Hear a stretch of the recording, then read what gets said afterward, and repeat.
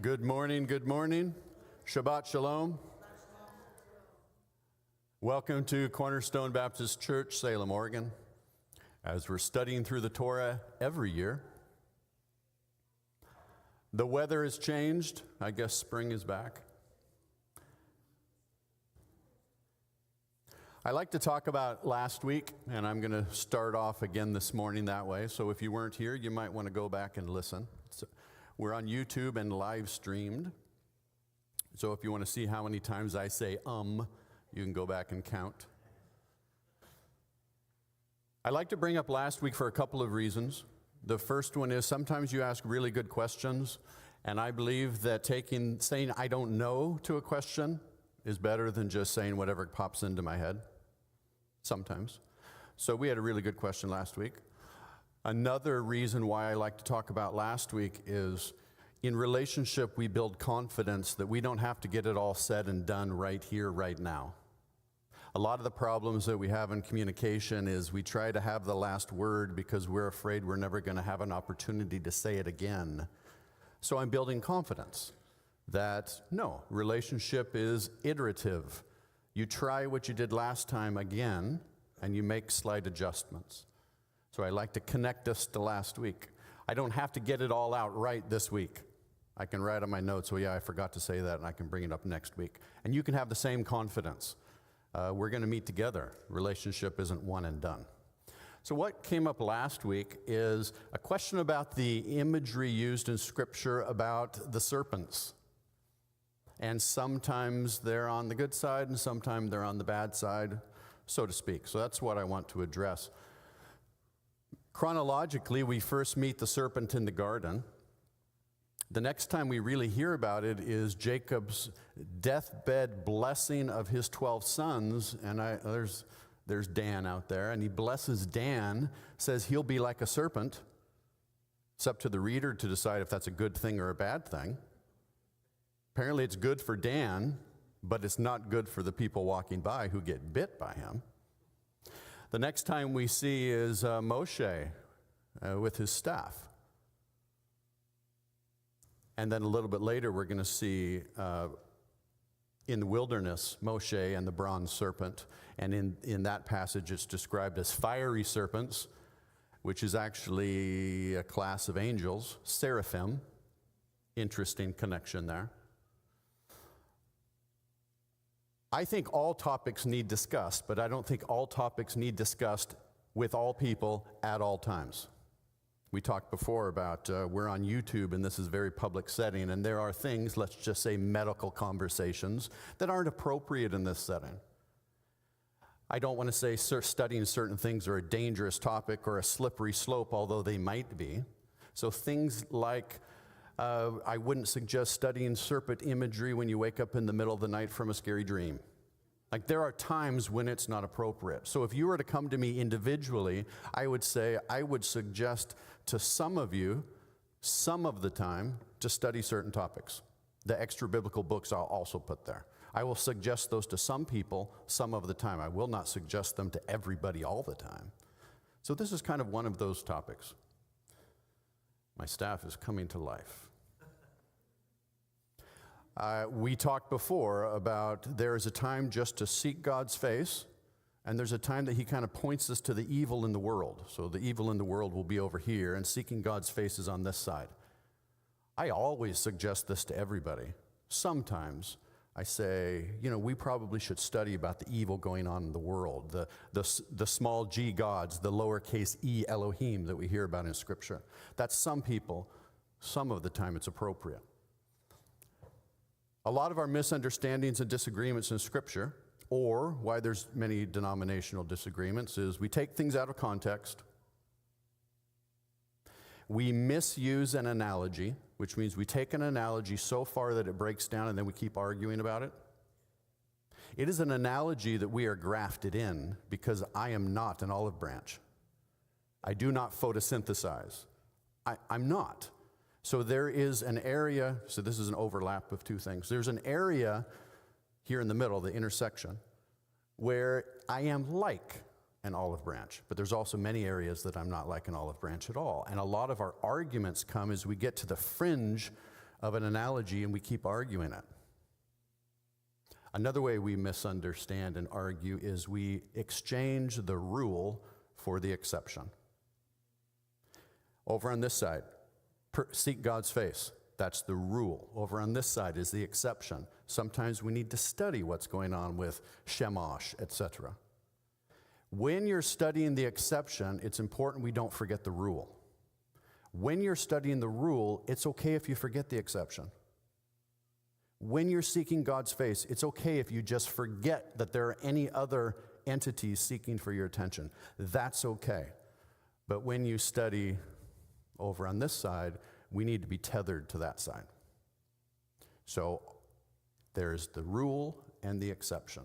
The rule is snakes are a bad thing. Snakes are devourers. They are deceptive. And yet there's a couple of exceptions. So if we come over here, we have to be tethered. We have to hang on to this side. Does God reveal himself in snake form? No. Back to the exception and the rule. How you weigh that is, how many Bible verses are on this side which say the snake is a bad thing?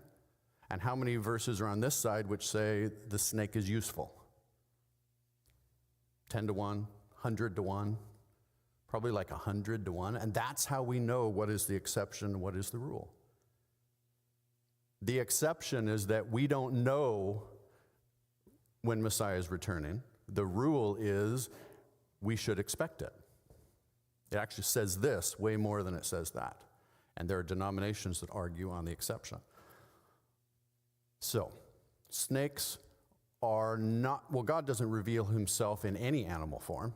He says that very specifically. And yet there are animal forms in heaven.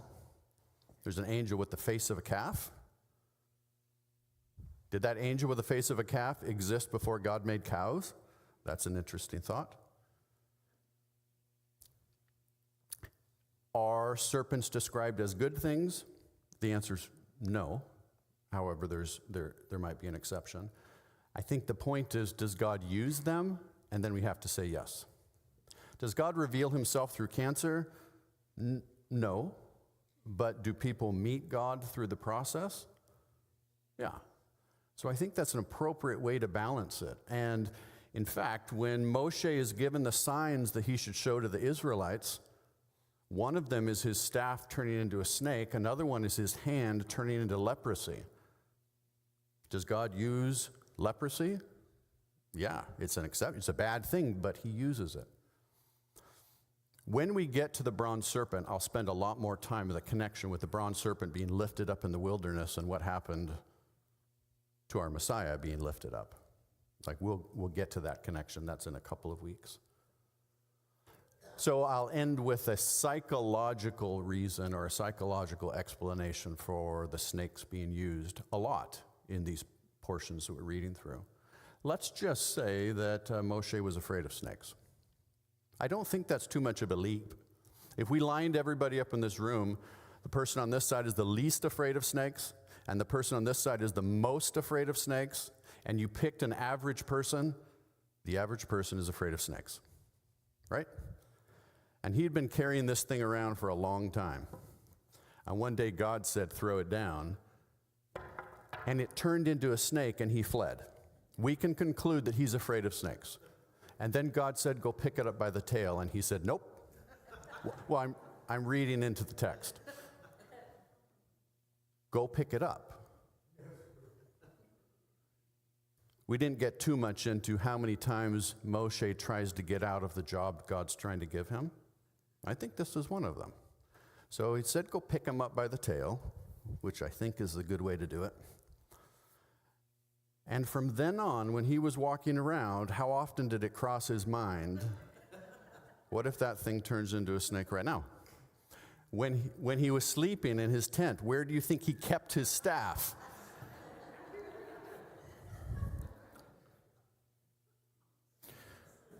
The point being, God uses the scariest thing in your life. Or I'll say it a slightly different way. Every single one of you are going to have to, at one point, turn and face the scariest, darkest, most disgusting thing in your life, because God wants you to face that and go through it as you mature in your relationship with Him. What, and we'll just jump forward because it's in our gospel portion, is Messiah dying on the cross. What do you think was the scariest thing for His 12 disciples to look at? They had to look up there and see Him die. Not a good thing, but God certainly uses it as part of their process and part of their growing up.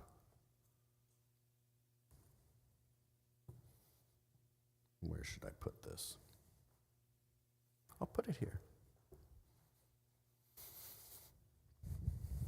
Let's get into portion 15.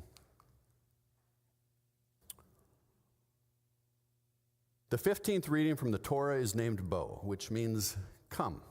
The title comes from the first words of the first verse of the reading, which say, "Then the Lord said to Moses, 'Come to Pharaoh, for I have hardened his heart.'" That's an interesting statement all by itself. The portion begins by concluding the narrative of the 10 plagues, the 10th of which is the slaying of the firstborn. To avoid the plague, the Israelites are given the instructions for the Passover sacrifice and the laws of the Feast of Unleavened Bread. Pharaoh finally consents to let Israel go, and they leave Egypt. This portion is Shemot, which means names, Exodus, which means departure. Exodus 10 through 13. We start with the 8th plague, locusts, 9th plague, darkness, the warning of the final plague, the first Passover, and the 10th plague.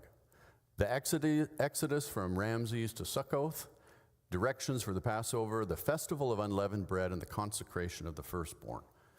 And our previous big word we learned is anachronistic. It's when the words on the page break the storyline. I wonder, and it's not controversial to wonder, but they have a lot of details of what to do next Passover. Not necessarily this Passover. They're getting ready to leave. They're waiting for a cry at midnight. That's probably not the time to give them the manual for how we're going to do Passover next year. But it's fine that it's written there because it gives us context. The first Passover is very different from number 2, 3, 4, and so on. In the Haftarah, we have Jeremiah. Babylonia will strike Egypt, God will save Israel, and then from the Gospel of John we have Yeshua on the cross. We're going through Psalm 119. We're on the 15th portion, which corresponds to the 15th letter of the Hebrew alphabet, Samek, and it corresponds to this word here. So we will stand and read this together as we get ready to study God's Torah. I hate the double-minded, but I love your Torah. You are my hiding place and my shield. I hope in your word. Depart from me, you evildoers, that I may keep the commandments of my God.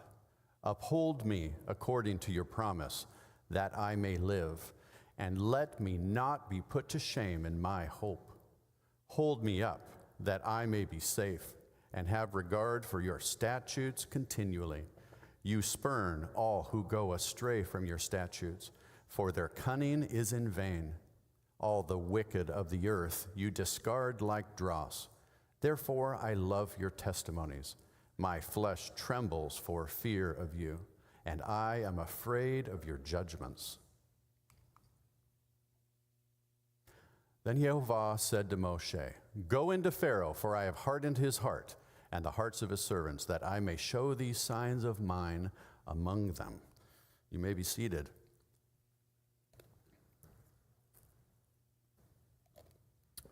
Go into Pharaoh. What's the name of this portion?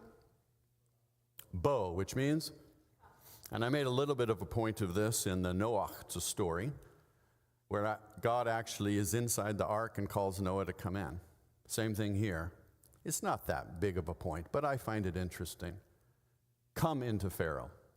God's everywhere. And that is a contrast between the gods of Egypt and Creator God. The gods of Egypt are territorial. They're stuck in their place, their own territory, their own region. God, from inside Pharaoh's court, calls Moses to come in. For I have hardened his heart, that you may tell in the hearing of your son and your grandson how I have dealt harshly with the Egyptians and what signs I have done among them, that you may know that I am Yehovah.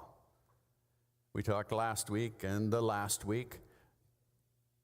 God wants everyone to know his name, starting with Moshe, and then Aaron was brought in, and then he wanted the children of Israel to know who he really was, and it even says he wants the Egyptians to know who he really is. This son and grandson, I talk a lot about generational relationship and generational faith, as for me and my house kind of things. When we learn something about God, it's important that we pass it on. And it's important that we instill in our kids to pass it on. So Moshe and Aharon went into Pharaoh and said to him, "Thus says Yehovah, the Elohim of the Hebrews, how long will you refuse to humble yourself before me? Let my people go that they may serve me." This is a good word study to go through Scripture. There are lots of very interesting things that start with, how long? For if you refuse to let my people go, behold, tomorrow I will bring locusts on your country, and they shall cover the face of the land so that no one can see the land. And they shall eat what is left to you after the hail, and they shall eat every tree of yours that grows in the field. What is left? We haven't talked much about how long all of these plagues took. Certainly more than a day, certainly more than a week, probably less than a year. We're probably talking a season. After the hailstorm was so strong it knocked off all of the branches and knocked off all of the leaves. I would suggest that it's been a few weeks here and they've started to sprout again. Because when the green starts to come back, the people in Egypt would begin to say, "It's okay, we're saved, we're going to make it through it." And then God comes and says, "I'm sending more. And they shall fill your houses and the houses of all your servants and of all the Egyptians, as neither your fathers nor your grandfathers have seen from the day they came on earth to this day." Then he turned and went out from Pharaoh. This fathers and grandfathers is the same as this son and grandson. The son hears it from his father. The grandson hears it from his grandfather. And so it's again, a second generation. Egyptians have told their sons about locust storms, swarms. This one's going to be bigger and worse. Then Pharaoh's servant said to him, "How long shall this man be a snare to us? Let the men go that they may serve Yehovah in their Elohim. Do you not yet understand that Egypt is ruined? There have been 7 plagues. And these servants of Pharaoh are realizing they're getting more severe. Do the Egyptians have any idea how many they're going to be? We've read the story. We've seen the number. We're expecting 10. How many are they thinking there's going to be? I think they're saying they're getting worse. Let's let them go now before it gets really bad. So Moshe and Aharon were brought back to Pharaoh, and he said to them, "Go serve Yehovah your Elohim. But which ones are to go?" You can read this whole interchange between Moshe and Pharaoh as a negotiation. If you've ever tried to go buy a used car, not to throw any used car salesman under the bus, but at the last minute, right as you're about to walk out the door, they throw in one more thing. But which ones are to go? Moshe said, "We'll go with our young and our old. We will go with our sons and daughters and with our flocks and our herds, for we must hold a feast to Yehovah." But he said to them, "Yehovah be with you, if ever I let you and your little ones go. Look, you have some evil purpose in mind. No, go the men among you and serve Yehovah, for that is what you're asking." And they were driven out from Pharaoh's presence. So the men can go, but leave everybody else. Then Yehovah said to Moshe, "Stretch out your hand over the land of Egypt for the locusts, so that they may come upon the land of Egypt and eat every plant of the land, and all the hail has left." And Moses stretched out his staff. We might be digging too much into it, but I think at this point we're getting foreshadowing of an unhealthy relationship between Moses and the staff. So Moshe stretched out his staff over the land of Egypt, and Yehovah brought an east wind upon the land, and all that day and all that night. When it was morning, the east wind had brought the locusts. The locusts came up over all the land of Egypt and settled on the whole country of Egypt. Such a dense swarm of locusts as had never been seen before, nor ever will be again. They covered the face of the whole land so that the land was darkened, and they ate all the plants of the land and ate all the fruit of the trees that the hail had left. This is quite a swarm, and this is plague 8 includes some darkness. Plague 9 is going to be even darker darkness, as we'll see.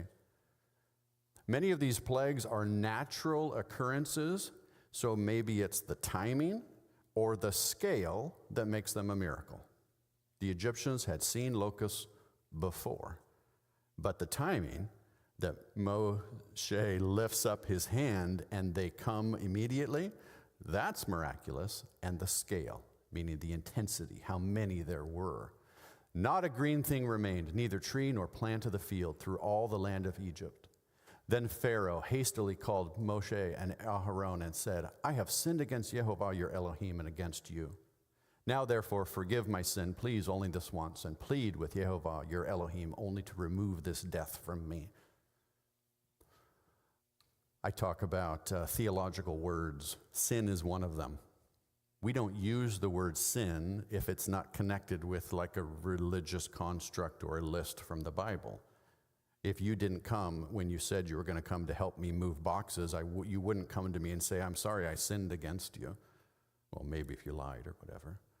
But we don't use that word in everyday speech. But they do. It means something was expected of me and I let you down. There was something that needed done and you missed the mark. Did I read this? Now therefore, forgive my sin, please, only this once, and plead with Yehovah your Elohim only to remove this death from me. We're talking about the locusts. So he went out from Pharaoh and pleaded with Yehovah, and Yehovah turned the wind into a very strong west wind, which lifted the locusts and drove them into the Red Sea. Not a single locust was left in all the country of Egypt, but Yehovah hardened Pharaoh's heart, and he did not let the people of Israel go. Then Yehovah said to Moshe, stretch out your hand toward heaven, that there may be darkness over the land of Egypt, a darkness to be felt. So Moshe stretched out his hand toward heaven, and there was pitch darkness in all the land of Egypt 3 days. That word is another word for darkness. It's like thick darkness, heavy darkness, or dark darkness. And I love when little kids are learning to speak. If something is big, a 2-year-old will actually say in their developmental stages, they'll actually say that was big, big dog, because they know that 2 bigs make it really big. This was a dark darkness. They did not see one another, nor did anyone rise from his place for 3 days. But all the people of Israel had light where they lived. We have seen that there was a division, a distinction between the land of Goshen, where Israel lived, and the rest of Egypt. I wonder if there were maybe some Israelites even interspersed throughout the whole land. And I wonder if even in their little pocket of Egypt, not just Goshen, but if the light of God actually followed the individuals. I don't know. Then Pharaoh called Moshe and said, go serve Yehovah with your little ones, also may go with you. Only, one more thing, extended warranty, let your flocks and your herds remain behind. But Moshe said, you must also let us have sacrifices and burnt offerings that we may sacrifice to Yehovah our Elohim. Our livestock also must go with us. Not a hoof shall be left behind, for we must take of them to serve Yehovah our Elohim. And we do not know with what we must serve Yehovah until we arrive there. But Yehovah hardened Pharaoh's heart, and he would not let him go. Then Pharaoh said to him, get away from me. Take care never to see my face again. For on the day you see my face, you shall die. Moshe said, as you say, so be it. I will not see your face again.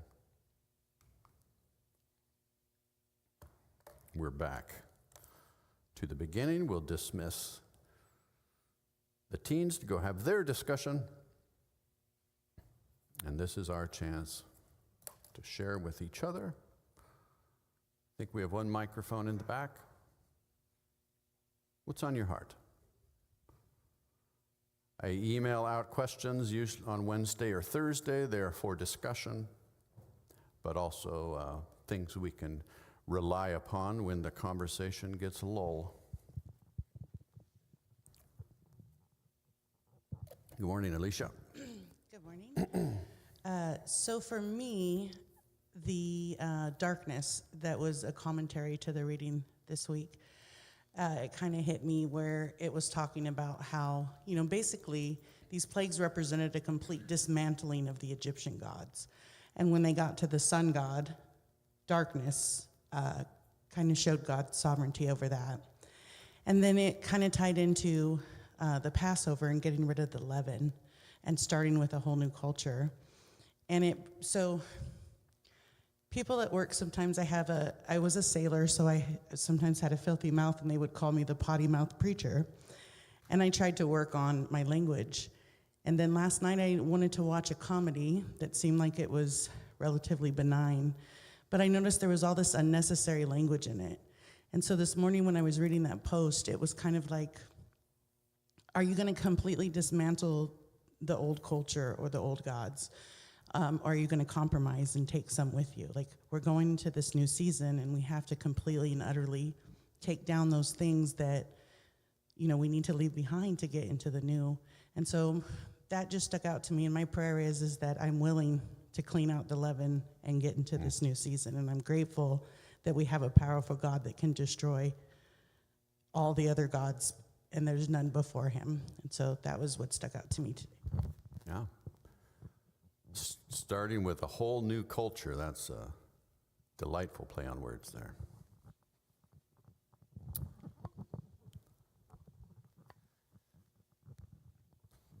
Another thing that I thought was interesting was every single time that the Pharaoh had a change of heart, then it always mentioned at the beginning of Adonai saying that I have hardened his heart. Yeah. So it makes you think that did Yahweh harden his heart so that way he can prove his point and to make his stand against Egypt even stronger? Yeah, I think that's what it's saying. And where's your name again? I'm Darren. Darren, that's right. There are two of you. Yep. We're multiplying. Yeah, that's right. Yeah, God wanted to show this, and if he would have let them go down here, he wouldn't have gotten there. It certainly is described that way. Jenny.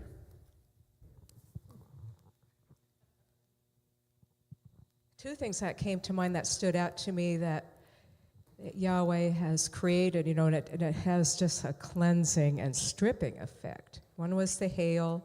It stripped all the greenery of the trees, and the other one was the locusts. And the locusts, all the swarms of them, one thing that just fascinates me, I thought, wow, if there's so many locusts, and if it's blocking the sun, it seems like it'll make it close to dark, just like the darkness that you can feel. It just gives you that, I can't see anything. But with so many locusts swarming around, it can cause a darkness on the land, and and also stripping away everything that's in their path. And so I looked in Revelation 9, how it was about the fifth angel saw that star that fall from heaven to the earth, or the angel, and he had the key to the bottomless pit, and it let out all these locusts and scorpions, and they were commanded not to hurt, any of the greenery or any of the trees, but only the men, that didn't have the seal of Elohim on their foreheads.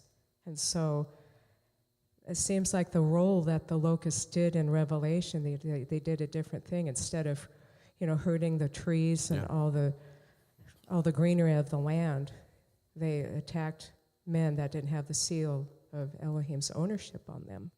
So I thought that was interesting. which is much worse. Locusts don't eat people. They eat green things. And yeah, the Revelation is an amped up repeat of Exodus. It's the same thing taken up a few notches. And yeah, the locusts there at the end are worse than these back here. Because remember, the locusts that came on Egypt were of such degree that their fathers and grandfathers had never heard of anything like that. And when it happens in Revelation 9, we get to say the same thing. What happened back in Exodus is nothing compared to what's happening now. That keeps getting bigger, keeps getting more intense.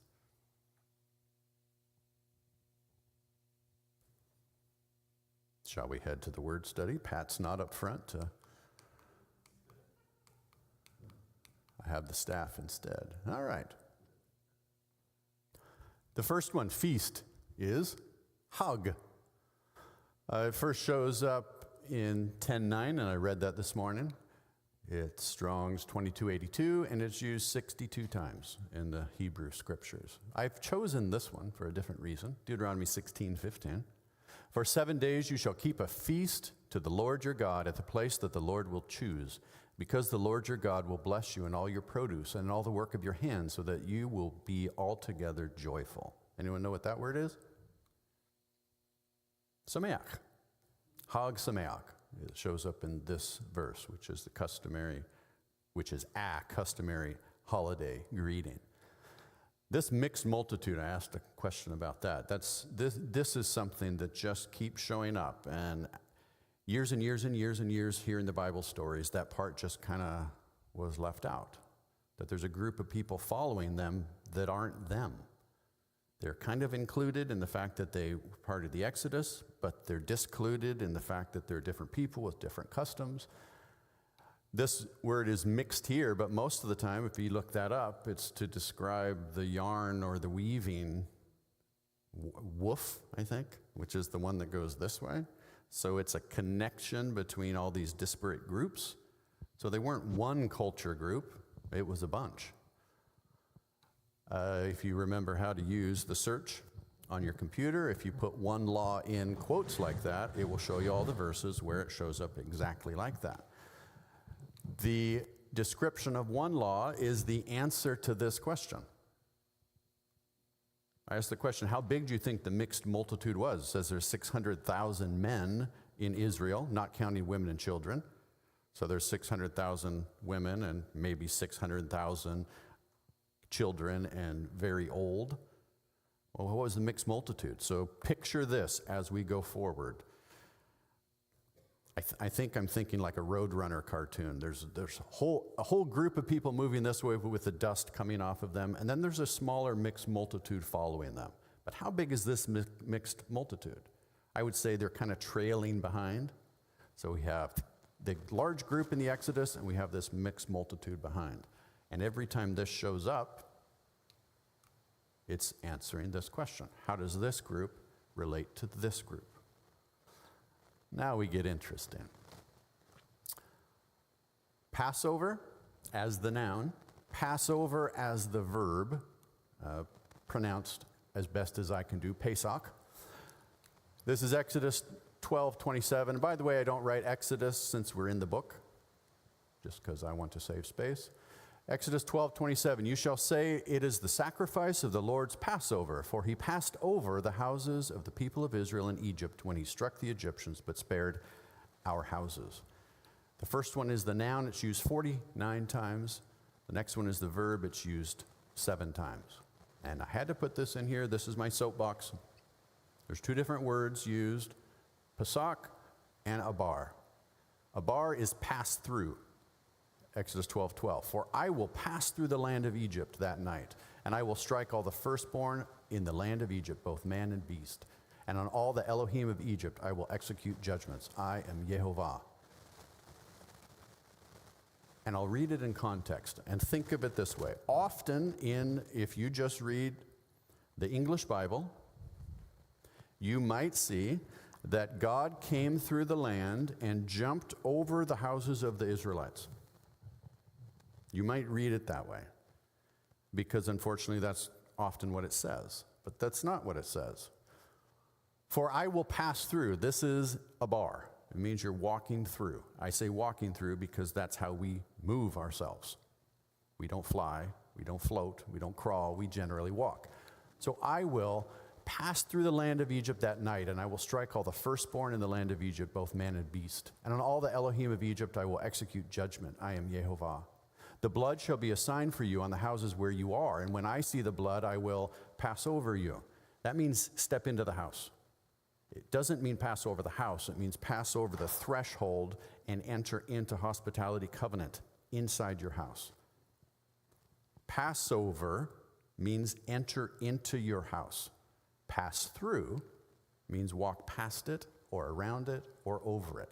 For Yehovah will pass through a bar to strike the Egyptians. And when he sees the blood on the lintel and on the 2 doorposts, Yehovah will pass over the door and will not allow the destroyer to enter your houses to strike you.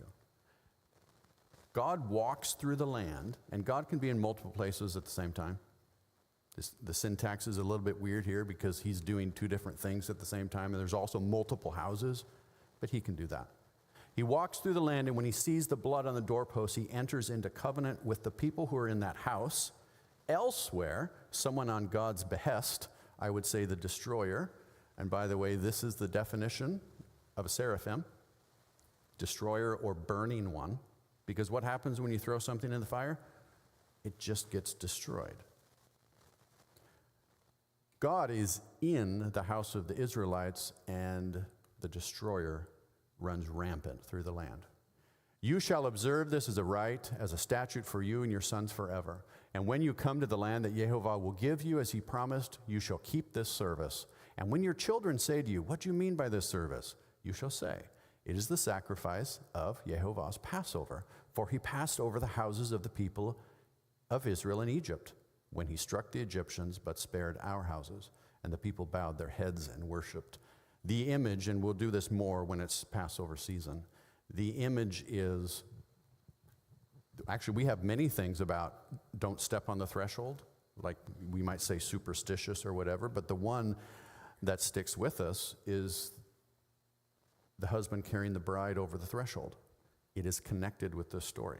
Don't step on the blood, step over the blood and enter into covenant. Kevin. This is amazing. I've never heard this before, and it makes so much sense.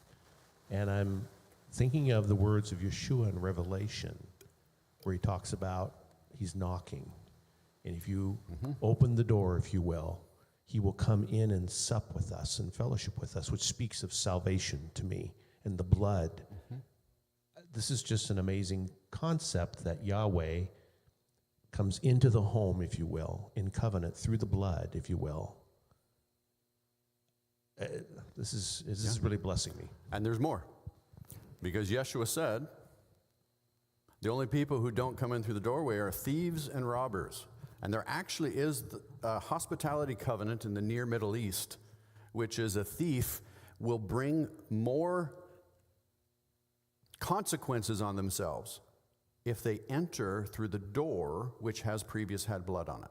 So they will not go through that door. They will sneak around the back to sneak in some other way because they know about the hospitality covenant. And the hospitality covenant is this: if I let you into my house, I will defend you with my life. Which is apropos, right? Yeah, it'll be a good Passover this year. Who else? I'll just go to this one because I'm at the very end, otherwise I have to cycle all the way through. It says on that first time they went from Ramses to Sukkot. That's like 30 miles. And then we'll see this graphic later. Yes, Jill? Just a couple notes on the vocabulary stuff. So one thing about Passover is when you actually look it up on Strong's and BDB, it does have some words such as skip, jump over, that type of thing that gives us that idea. But I think where that comes from is there is a connotation of exemption with that word. And by exemption, we are being skipped over with the blood on the doorposts. But it doesn't mean actually jump over. It does, like what you were saying. And just about the Chag, the feast. Unfortunately, our translations, fall short so often because we're trying to substitute words and things. And if you read through Leviticus 23, which is where most of the Moedim are being, all of the Moedim are being presented, the first few words are Moed, or Moedim. Those are appointed times. That's at the beginning of Leviticus 23, where Yahweh is introducing his appointed times. And that word is translated feasts in the King James. Yeah. But then so is Chag. But I find it interesting that in that introduction where he's presenting his Moedim for the first time, he uses the word Moed. Then when he gets into actually how to celebrate them, then he uses the word Chag, which brings an element of joy into how we're supposed to be celebrating. And certainly, like Sukkot is actually the holiday of joy. I mean, there's commands that we should bring joy into Sukkot, and certainly the other ones. So I just found that differentiation interesting. And then the one law, if you look up the two words, it's Echad Torah, which I thought was really a cool way of thinking of the Torah. I was going to say Pesach, Abar. Pesach is inclusion, and you said the same thing. When God came through, they were included from God's relationship. They were excluded from the destroyer. So there's an inclusion and an exclusion. Thank you for bringing that up.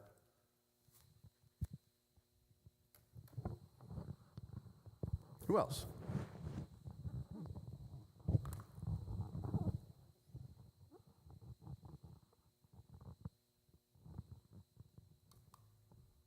Let's work our way back. Is there a natural phenomenon that it could explain the darkness? So far, frogs are natural. I don't know if the blood is natural. Lice, ticks, boils are natural. Locusts are natural. What do you think? A lunar eclipse is also natural. Yeah. But you could light a candle in your home if you were an Egyptian. The Egyptians had darkness before. Also, temporary blindness they could have caused up on the people. Could be. It says it was so thick and heavy they couldn't move for 3 days. It might have been volcanic ash.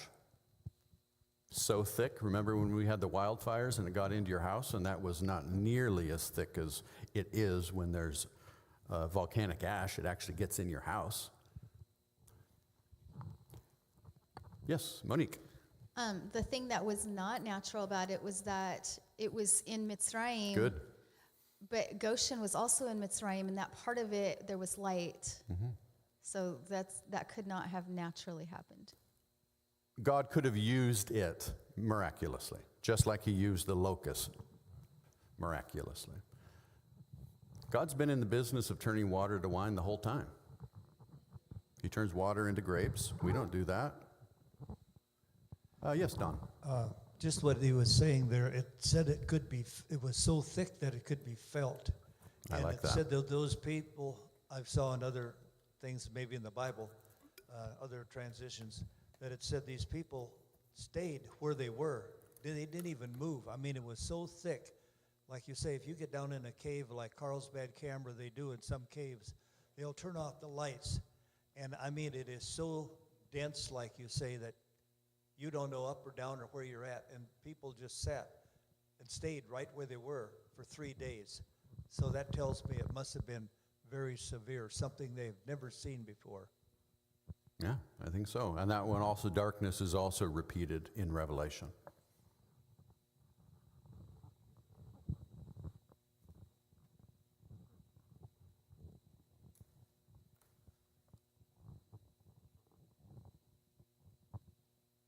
What about number 6? I wonder about this. How many people in the room are firstborns? Raise your hand. Okay. Would you have been killed? Or is it just the kids? Or what? Pharaoh survived, which means, does that mean Pharaoh wasn't a firstborn? I mean, we get the idea that Pharaoh's firstborn son was killed, but does that mean Pharaoh himself wasn't the firstborn? It is interesting. Yeah. When's the first time God says all the firstborns belong to him? It's way back. It precedes this by a long ways.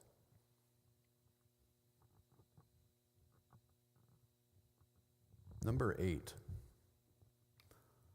I ate a lot when I was a teenager. And we had talked about the staff and God using the scariest thing that you can imagine. And let me tell you the scariest thing to me when I was a teenager. It's, we're going on a long hike and don't take any food. How long in advance did they know they were going to leave Egypt?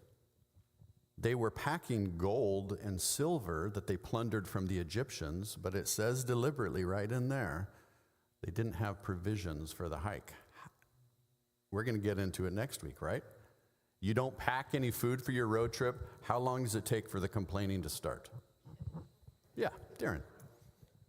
So the reasoning as to why they were told not to bring any provisions with them is because to bring on the faith with Adonai was to make it so they know that on this journey, then you will not starve because everything that you may need on your journey, I will provide you.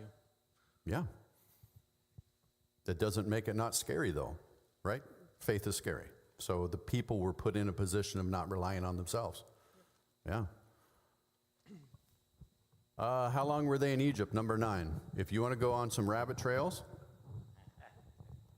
So it pretty clearly says 430 years, but it's that word sojourn that gets debated because some people start the timeline when Abraham first came into the land as a sojourner, so they subtract that time off the end. But this question still applies. How long were they enslaved? So Moshe was part of that first group where they were trying to repress the Hebrews because they were growing too much. In fact, they threw their baby boys into the water. Moses is part of that generation, and it's been 80 years. Moses is 80. So at least 80 years they have been persecuted. But certainly in the time of Joseph, when he was still alive, they were not persecuted. They had a privileged time. Monique. I don't remember exactly what verse it was, but I just read it last night in the Torah portion. It said that they were enslaved for 430 years. And then in the next verse it said that to the day they were freed. But it said that they were 1240 and 41. Yeah. It says it twice. Yes, it says it twice. It says they were in the land 430 years. Elsewhere it says 400. Is that in the book of Hebrews?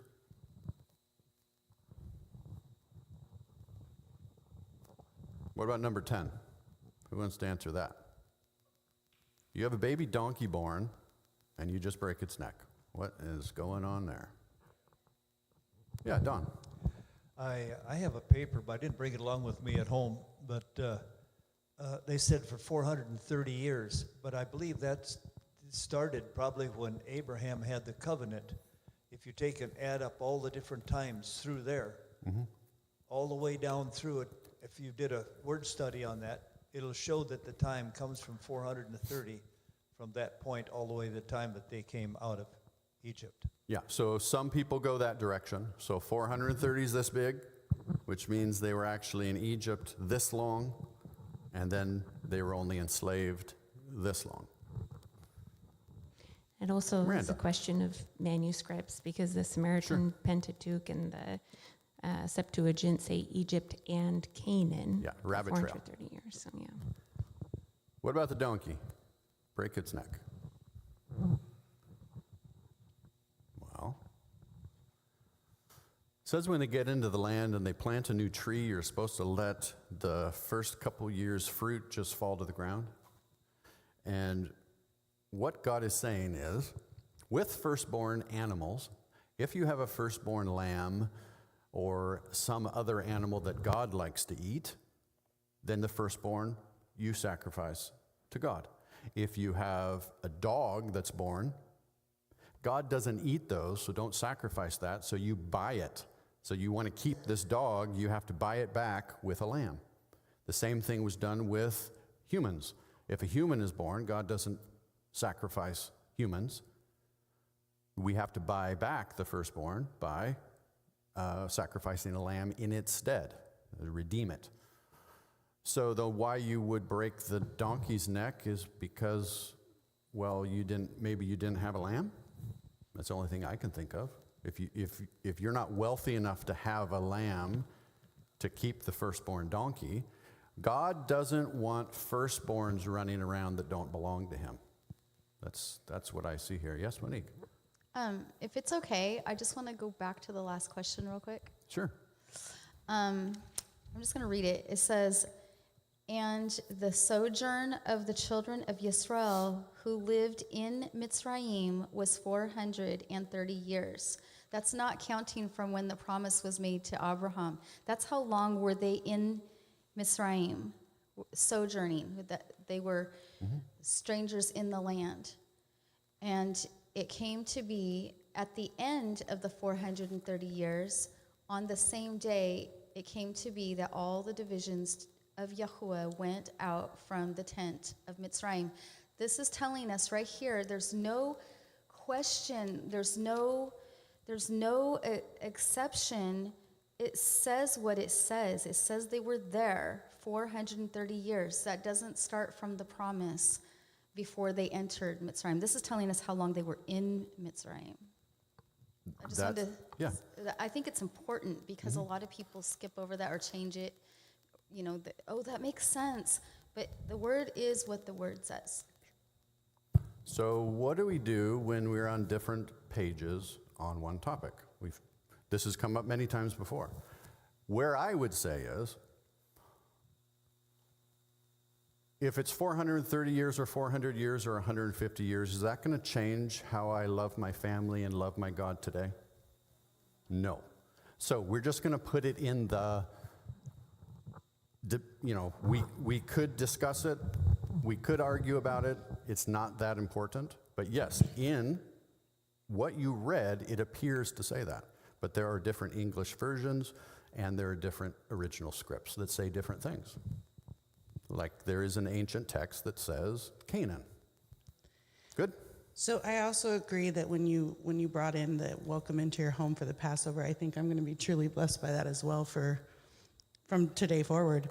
But the part that's kind of sticking with me a little bit is how you were referring to Moses and, what do you think his relationship with the staff was, right? So at first it's like, it's this thing that God gives you as like a crutch to have strength because you don't want to do this thing. And then he terrifies you with it. And then it becomes your crutch again, where you were saying instead of his hand, he was using the staff. And so that was just sticking with me. All these things that we can get entangled with, and we can be the same thing. He can use it for our strength when we need to grow. And then we can use it as an idol when he needs to have us in a different way. And I thought that was very, very interesting. And we tend to go back and forth that way. Yeah. Gita. Did you, I don't know if I missed question 5 about why do you think they were instructed to leave till the morning? Leave none of the Passover lamb? You're right. And what I found in Deuteronomy 21, 22, and 23, that it says, and if a man have committed a sin worthy of death, and he be put to death, and you hang him on a tree, his body shall not remain all night upon the tree, but you shall in any wise bury him that day. For he that is hanged is accursed of Elohim, and thy land will be not defiled. So to me, it's a foreshadowing of Yeshua in that they were instructed to do that. So I wonder if, again, the first Passover is different from the second Passover. The first Passover, they're eating, and the cry comes at night, and they leave, which means they didn't take leftovers with them. And so I wonder if that's back to, what Darren brought up. Why didn't they take the leftover Passover lamb for their hike? I'm sure some people thought that. So I think it's, no, the Passover has happened. This next stage is different. And also, don't leave it in your house because I don't want, remember, God's quite particular about God doesn't want a dog coming into the house of the Israelite after the Israelite had left and eating the Passover lamb. So God, we want to deal very carefully with holy things. Yeah, Alicia. Well, that's exactly what I was going to. I was studying Leviticus last night where it talks about, I think it's the peace offering. It says you can have it 2 days, but you can't have it the third night. Right. And it was like, is this just like food storage and leftovers, sanity, or is this has something to do with after a certain point the thing is no longer holy. It's no longer circumcised or to the symbolic meaning of it. But I thought that was interesting in the peace offering, where you could have it 2 days but not the third, and what the difference is between the things, like the Passover's only that day, when it's pretty much lamb is lamb, right? So I thought that was interesting. It's probably deeper. Maybe it goes deeper than that.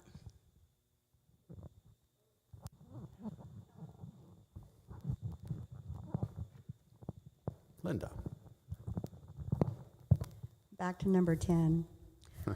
I'm kind of thinking, and I might be wrong, but I'm thinking that the donkey represents us as sinners, and the lamb represents Yeshua, who died as our ransom, and he saved us that way. Yeah, we need ransomed. We're getting close to the end. I want to point out number 2 here. It's uncomfortable every year to actually look through the anatomical process of execution and death on a cross and things like that. But quite literally, how did they break their legs? What did they do? How hard do you have to hit someone with a stick to break their legs? And just think about, these Romans were professionals at such things. Just imagine, like you have your delivery workers around the docks. They all are trying to do the job better than the previous guy. These Roman soldiers were experts at doing this stuff. I can just imagine hearing them. I broke them both with one blow, or that kind of thing. How exactly did they break their legs? Yeah, Jenny. I heard it was with a blunt instrument, something, that's really, like it has a heavy head like a mallet, that could just break the bones just like that. But what I was going to say was number 10 about breaking the neck. I looked into that a little bit, and the Israelites, they owned clean animals such as cows, goats, and sheep. And if any of them had a lamb and owned a donkey, then it had to be redeemed. The donkey had to be redeemed with the lamb.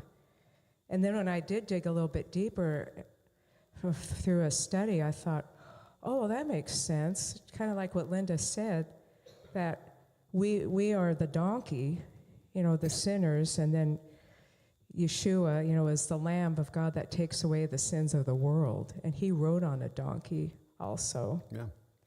When they were waving the palm branches. So it was just something consecrated to Yahweh. And if it wasn't redeemed, then they weren't allowed to use it for their own purposes. Was there a comment from upstairs? I think you have to go down there.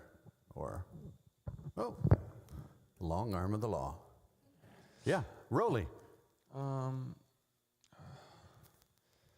So,